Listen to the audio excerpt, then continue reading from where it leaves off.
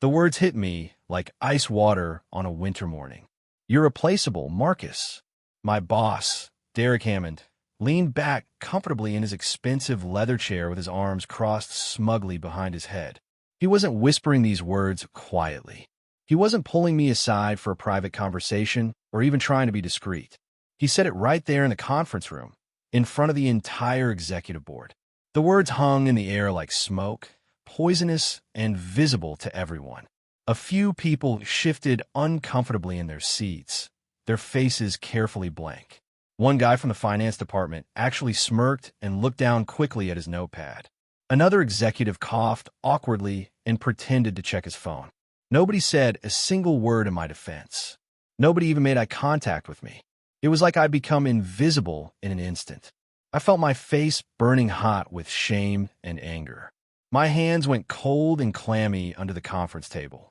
For 6 months straight, I'd been working brutal 70-hour weeks on this deal. I'd missed my daughter's 9th birthday party at the pizza place she'd been excited about for weeks. I'd canceled 2 different family vacation plans that Carolina had carefully arranged. I'd built the entire strategy from absolute scratch, ran the financial numbers until my eyes blurred and my head pounded, and coordinated with partners across 3 different time zones, sometimes taking calls at 3 in the morning. Late nights, early mornings, every single weekend. All of it poured into making this massive deal work. None of that mattered right now. None of it counted. I nodded slowly, carefully, swallowing hard the anger that was climbing up my throat like bile. I needed this job desperately. My family needed this job. The mortgage payment, the car payments, my daughter's private school tuition, it all depended on this steady paycheck. So I did what I had to do. I stayed quiet, kept my mouth shut, and took the humiliation. But as I sat there, feeling invisible and utterly humiliated, one question kept burning persistently in my mind. If I was so replaceable, why did this entire $50 million deal depend completely and entirely on me? The presentation started exactly 15 minutes later. Derek stood confidently at the front of the room, clicking through slides displayed on the massive projection screen. Every single slide looked painfully familiar because I had personally created every single one of them. The market analysis with the 3-year projections, the detailed revenue forecast broken down by quarter, the comprehensive risk assessment with mitigation strategies, the integration timeline showing every milestone and dependency. All mine. Every word, every number, every chart.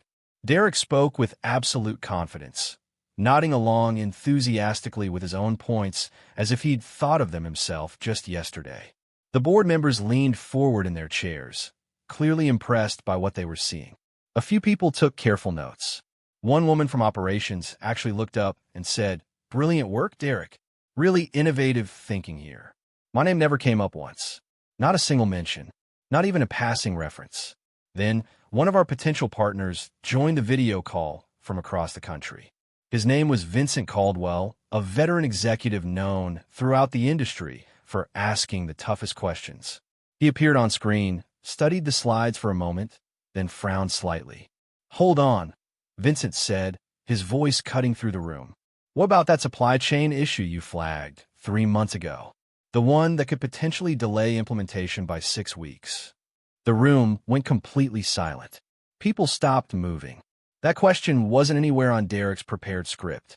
And there was only one person in this room who knew the real answer, because I was the one who discovered the problem during my research and personally worked out a detailed solution.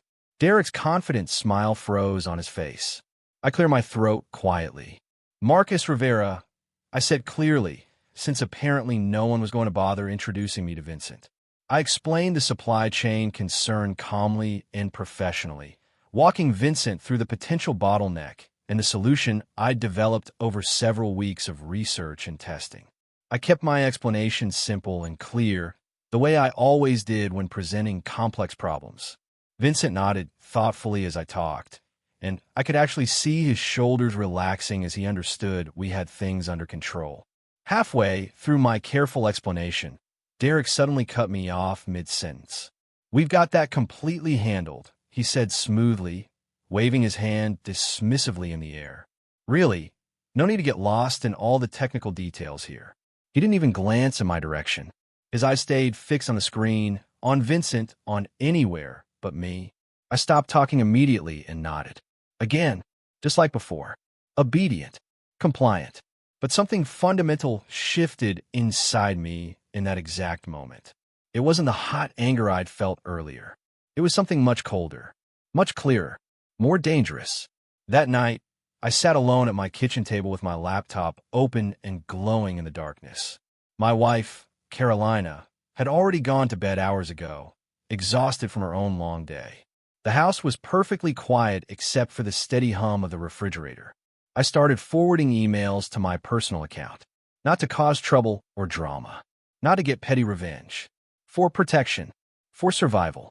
8 months of intensive work, hundreds upon hundreds of emails, detailed strategy documents, risk analyses and financial models, partner communications and negotiation notes. Everything that could prove beyond any doubt that this deal was mine, built by my hands. I saved absolutely everything. At 2 in the morning, I finally found the email I'd been searching for desperately. It was from last October, buried deep in my sent folder under mountains of other correspondence. The subject line read simply, "Proposed deal structure, feedback requested." I opened it slowly and started reading through it line by line, my hands trembling slightly. Everything was there in black and white. The entire framework we were now presenting confidently to the board as Derek's visionary leadership strategy was spelled out in complete and total detail. I'd sent it to Derek and 3 other senior executives months ago, back when I still believed hard work would be recognized. They'd barely even responded at the time. One person wrote, "Thanks," without any follow-up. Another never replied at all. The silence had stung back then. Now it was being sold as Derek's original brilliant idea. I kept scrolling methodically through my archives, opening folder after folder, my coffee growing cold beside me. More emails. More documents I'd sweated over. Detailed notes from lengthy partner calls that I'd personally led late into the night. Complex financial models I'd built from scratch, every formula and calculation checked multiple times. Warnings about potential risks that Derek had dismissed completely and rudely, only to present them months later at board meetings as his own clever insights. Everything was perfectly time-stamped and documented with sender information intact. This wasn't just someone casually taking credit for my work. This was systematic, deliberate theft of my intellectual property. I leaned back slowly in my kitchen chair, my heart pounding loudly in the silence. The overhead light flickered once, then twice. Outside my window, a car drove past slowly, its headlights sweeping across the wall and briefly illuminating the family photos hanging there. I created a new folder on my desktop and carefully labeled it Evidence. Then I started organizing everything meticulously, chronologically by date, building an undeniable timeline that told the complete story. The truth was all here, and now I had complete, irrefutable proof of everything. On Monday morning, HR sent out a video link to the entire company. It was a recording of an internal leadership meeting from the previous week. I clicked play and watched as Derek talked seriously to the senior management team, his face grave and concerned. "We've had some significant delays," he said, shaking his head slowly. "Communication breakdowns, coordination issues that never should have happened." He never said my name directly. He didn't have to. Everyone knew exactly who he was talking about.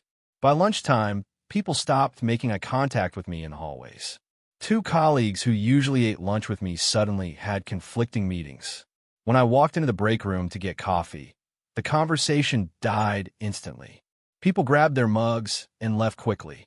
I was being systematically set up as the scapegoat. What Derek didn't know, what he couldn't possibly know, was that I had the full, completely unedited recording of that exact meeting. A friend in IT had sent it to me months ago when we were reviewing project timelines for a different presentation.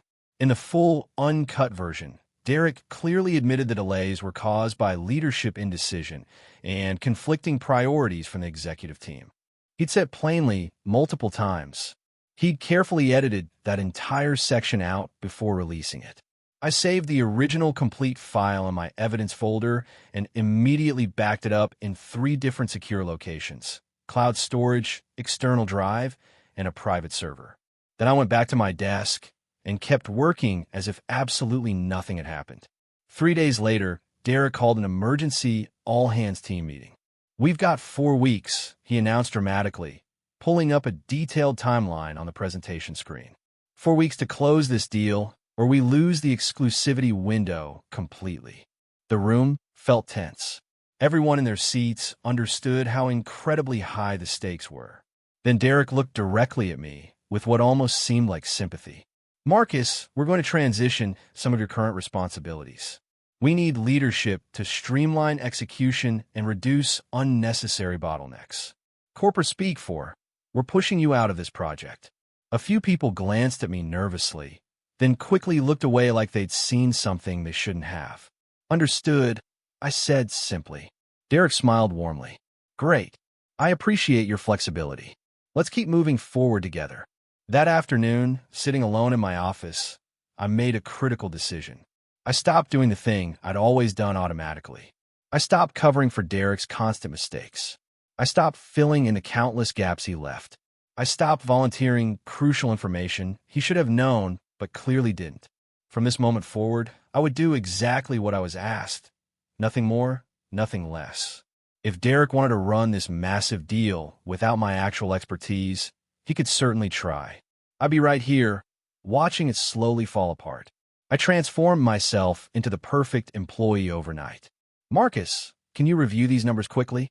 "Absolutely. Happy to help." I reviewed exactly what was physically in front of me on my desk or screen. I didn't check for obvious errors in the related spreadsheets that I knew existed. I didn't flag the glaring issues I immediately noticed in the formatting or calculations that would cause problems later. "Marcus, can you send the updated report to the partners?" "Of course." Right away, I sent exactly what was requested, word for word, with 0 additions. No helpful context, no clarifying notes, no proactive follow-up questions to prevent confusion. Within just 3 days, cracks started showing everywhere in the project. One confused partner called Derek asking why our implementation timeline had mysteriously changed without any explanation. Another wanted to know why key critical details from our last important strategy conversation weren't included anywhere in the update at all. An investor questioned loudly why our financial projections seemed strangely inconsistent with previous versions he'd reviewed just days before. Derek started looking visibly stressed and haggard during every single meeting. His jaw was constantly tight and clenched. He checked his phone obsessively every few minutes, scrolling frantically. I stayed completely calm through absolutely everything. In every single meeting, whether small or large, I smiled politely at everyone. I nodded attentively at whatever was said. I took detailed notes in my notebook, like always. And I watched him realize, slowly, painfully day by day, that he actually had absolutely no idea whatsoever how to run this incredibly complex deal without me actively covering for him constantly. His confident facade was crumbling like a sandcastle in the tide. Every question from partners exposed another gap in his knowledge. Every decision he made revealed his fundamental lack of understanding. I just kept doing exactly what I was told. Nothing more, nothing less. The deal was dying slowly, and Derek couldn't figure out why it was all falling apart around him. A week later, my phone buzzed unexpectedly during lunch. It was a text from Kyle Brennan, someone I'd worked closely with at my previous company years ago.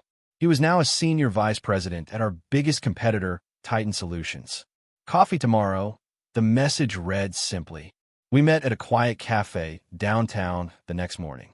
Kyle ordered an espresso and got straight to business without any small talk.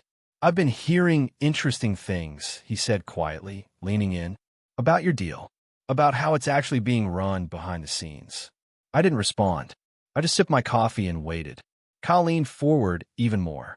"Hypothetically, if someone else, someone who actually knew what they were doing and had real expertise, was running that deal properly, would it still be viable?"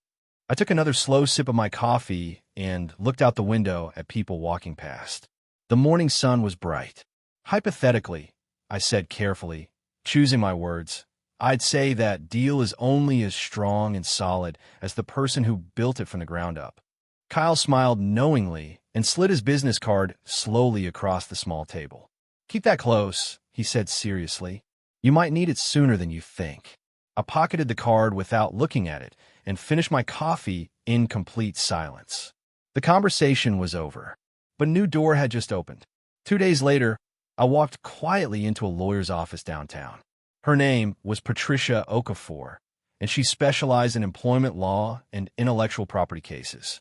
I'd found her through a discreet Google search and paid for the initial consultation entirely in cash to keep it private.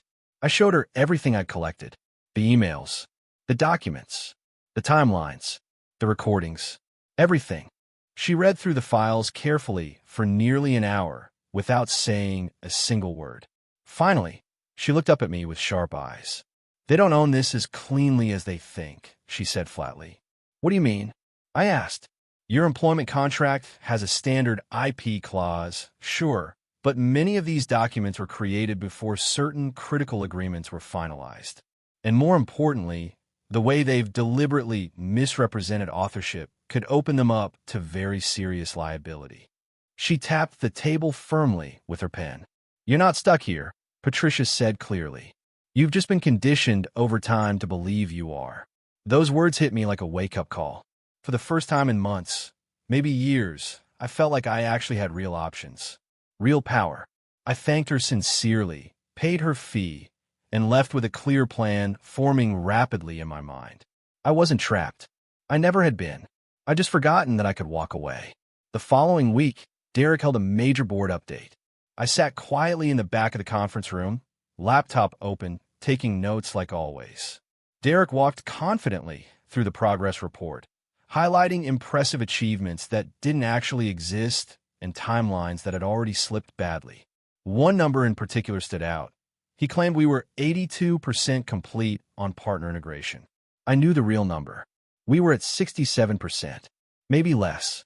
One board member, a sharp woman named Vanessa Price, raised her hand immediately. Derek, those integration numbers seem quite optimistic. Can you break down the specific completion metrics? Derek hesitated visibly. We're tracking several different KPIs, he said vaguely, gesturing at the screen. Overall trajectory is strong. Vanessa frowned deeply. Can you give me specifics? Actual numbers. Derek started explaining, but halfway through his answer, he directly contradicted something he'd said just 2 minutes earlier. Vanessa wrote something down carefully in her notebook. Her expression was unreadable. Nobody laughed this time. Nobody nodded along. The room felt heavy. After the meeting ended, I went back to my desk and saved the complete audio recording. I labeled it precisely, Board Update, October 12th, and added it to my evidence folder. The walls were closing in on Derek. He just didn't know it yet. The phone calls started coming after regular business hours. Marcus, where are we on the compliance checklist? I need an update now. Marcus, why wasn't this critical issue flagged sooner? This should have been caught weeks ago. Marcus, listen, this doesn't look good for you if things go wrong with this deal. Every single call had the exact same edge of panic in Derek's voice, a tone I'd never heard from him before. I let them all go to voicemail.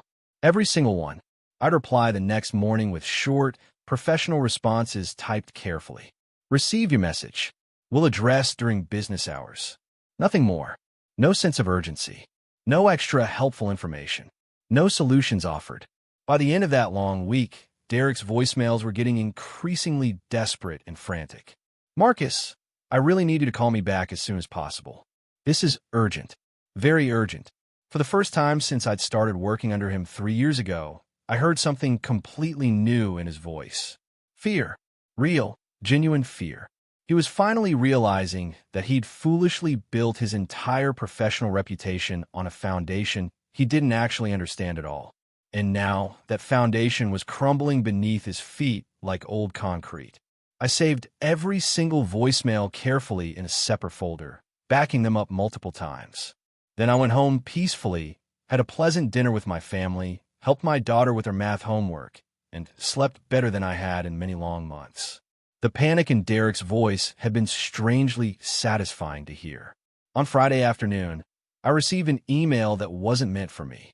Someone in executive leadership had accidentally CC'd me on an internal email chain. The subject line read, "Transition Planning, Confidential." I opened it. The email laid out a clear plan. They were going to keep me on the project until the deal closed. They needed me compliant and cooperative for 3 more weeks. Then, the day after the contract was signed, they'd let me go. They'd already drafted the termination paperwork. I read the email 3 times, my face completely neutral. Around me, the office buzzed with its usual Friday energy. People were talking about weekend plans. Someone laughed at a joke. I forwarded the email to my personal account, then deleted it from my work inbox. I stared at the screen for a long moment. Then I smiled. They weren't going to get that chance. On Monday morning, my phone rang while I was driving to work. It was Kyle Brennan from Titan Solutions calling from an unfamiliar number. "We'd like to make this official," he said directly, without any small talk. "Senior director role. Your own dedicated team of 8 people. Full authority on all strategic partnerships." "What's the catch?" I asked, pulling into a parking lot to focus on the conversation. "No catch at all. We want you, Marcus. We've watched your work for years. But there's one condition we need to discuss." I waited silently, my heart rate picking up. "We want the deal," Kyle said carefully. "The one you've been working on. We know it's incredibly solid because we know you build it from the ground up. Bring it to us, and we'll make it worth your while. Very worth your while." I told him I needed some time to think carefully about everything. "Take the time you need," Kyle said. "But Marcus, don't wait too long. This window of opportunity won't stay open forever. We move fast, and the market moves faster." I hung up and sat in my parked car for 10 full minutes, staring at the dashboard, my mind racing through possibilities and consequences. Then I pulled out Patricia's business card from my wallet and scheduled another urgent meeting with her. It was time to make my move. Time to stop being a victim. The next partner call was scheduled for Wednesday. Vincent Caldwell was on the line again, along with 2 other executives from his company. Derek led the call, but 5 minutes in, Vincent interrupted. "Actually, Derek, I have a question for Marcus." Derek's face tightened, but he didn't interrupt. "Marcus," Vincent said, "can you walk me through the contingency plan for the vendor delays we discussed last month?" This time, Derek stayed silent. So I answered, clearly, completely, honestly.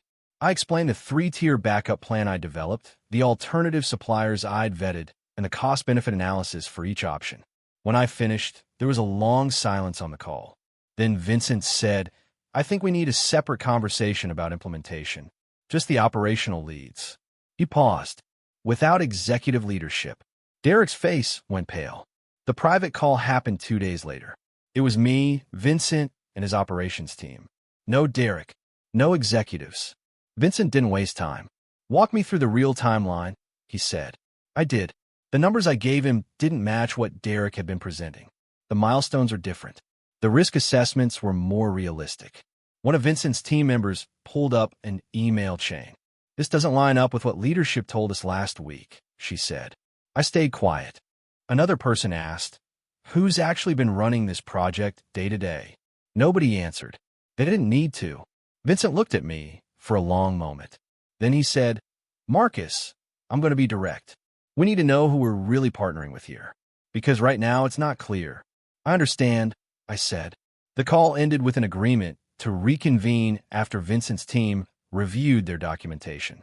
I knew what was coming next. On Monday, I received a formal request from a board. They wanted complete documentation of the deal's development. Every email, every strategy document, every timeline.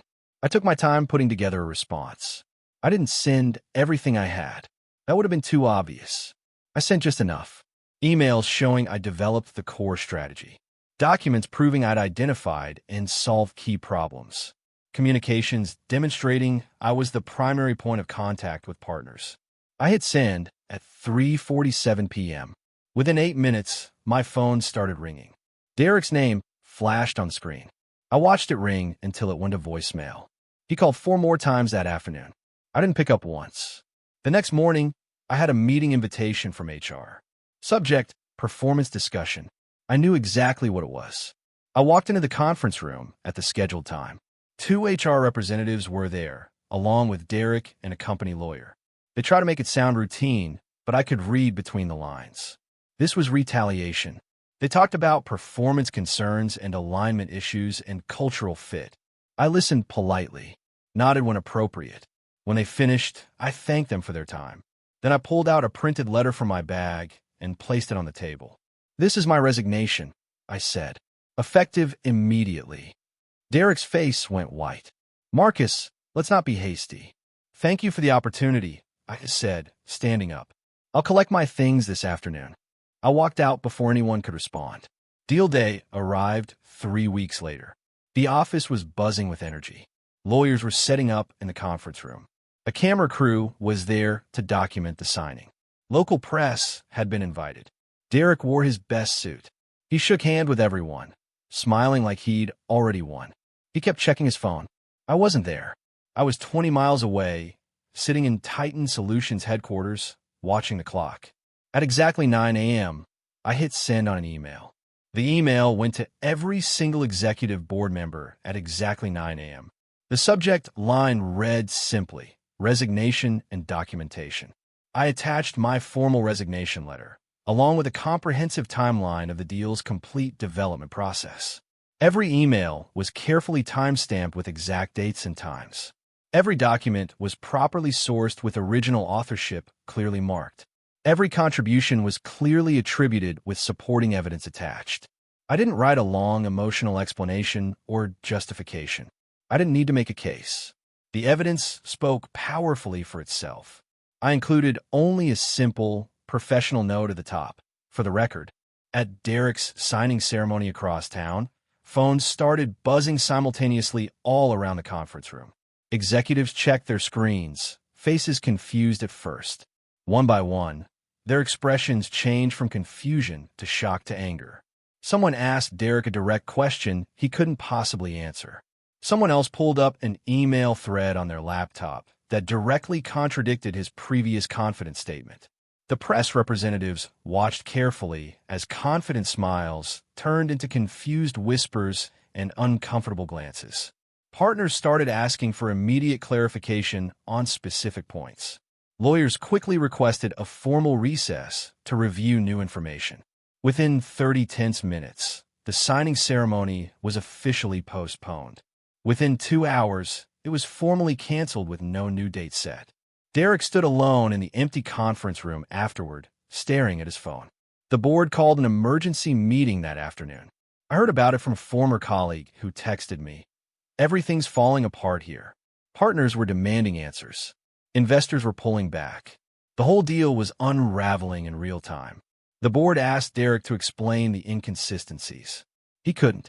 They asked him to provide documentation, proving his claims. He didn't have it. For the first time since I'd known him, Derek was completely silent. The board requested his resignation by the end of the week. 3 days later, the company released a statement about leadership transitions and strategic realignment. Derek's name was nowhere in the press release. 2 days after Derek's company collapsed, negotiations resumed. But this time, I was in a different chair. Titan Solutions logo was on the folders in front of me. Kyle Brennan sat to my right. Our legal team sat to my left. Across the table were Vincent Caldwell and his team, the same partners who'd been working with Derek. Vincent smiled when he saw me. "Now this," he said, "makes a lot more sense." We spent the morning reviewing the terms. Everything I'd built before was still solid. We just needed to update a few details and adjust the timeline. It took 6 hours to finalize everything. But by the end of the day, we had a deal. The same deal Derek had tried to close. Except now, it belonged to someone else. The contract signing happened on a Thursday. $50 million. The room was filled with executives from both companies. Lawyers reviewed the final paperwork. Photographers captured the moment. Kyle shook Vincent's hand, then turned to me. "This is your win, Marcus," he said. Everyone applauded. I signed my name on the partnership agreement, right below the title Senior Director of Strategic Partnerships. My phone buzzed in my pocket. I glanced at the screen. It was Derek. I put the phone face down on the table and smiled for the cameras. That evening, I finally listened to Derek's voicemail. His voice was shaking. "Marcus," he said, "please, we need to talk. I know I messed up. I know I didn't treat you right. But we can fix this. Call me back. Please." There was a long pause. "I'm sorry," he said. The message ended. I stared at my phone for a minute, then deleted the voicemail. Some apologies come too late. The next morning, an email arrived in my personal inbox.